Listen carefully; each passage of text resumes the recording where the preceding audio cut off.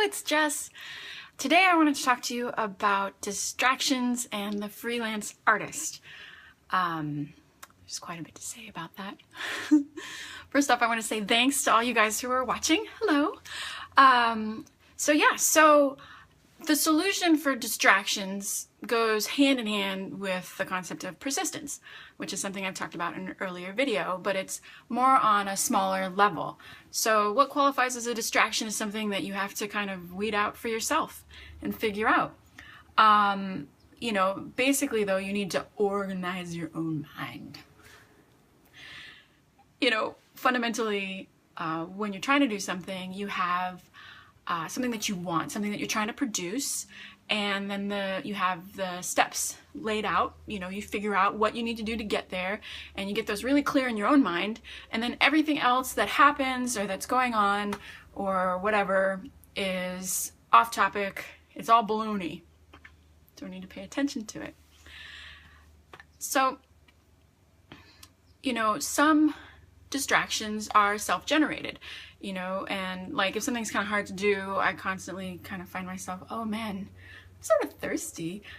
Do we have any pastries? Like, oh, I have to reorganize that drawer. Anything but, what I should be doing. So I think it's kind of a good idea as a freelance artist, any kind of entrepreneur, person who's, even anybody who's trying to get something done, is to figure out your bad habits and figure out how to address them. So you have the things that are within, like distractions that come from within. And then there's distractions that come from without, exterior things. I'm a huge fan of turning notifications off on your phone. I know that may be sacrilege to some people, but, how can you concentrate when something's constantly dinging at you and pinging at you and lighting up? How can you even string two thoughts together? I hate it. Sometimes you go out, hang out with somebody, and, they're checking their phone, and then they look up at you. Oh, and then they have no idea what they were just talking about. A, it's rude, but B, what a horrible way to live your life if you're constantly being pulled off. And as a creative person, you need to have that focus so that you can make cool things, So let's see what else. Oh, and also a phone it's a fantastic tool, but it's something that you use. It's not using you, it's you're in control of it. It's like a butler that's constantly going, hey, and you're like, yeah, and then it says, oh, madame, a lady that you've never heard of just retweeted you. Like, really? I'm so glad I know that. Who cares? So anyway, I feel that, like when I'm shooting, I have worked to cultivate a strong sense of focus. And that is, basically I'm aware of other things that are going on around me.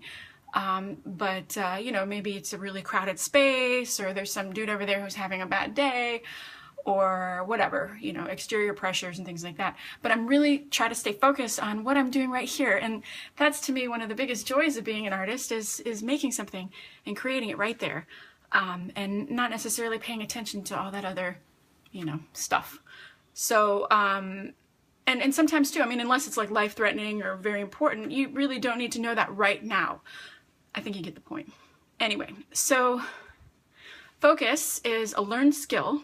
It's something that you develop. It's discipline, and it comes from you.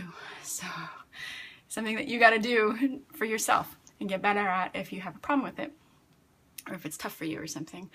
And distractions, you're the only one who can cut them out. Just say, I'm not going to do that right now. You're the boss. Well, look, I hope you have a fantastic weekend, and I hope you spend it doing something that you love. Thanks for watching.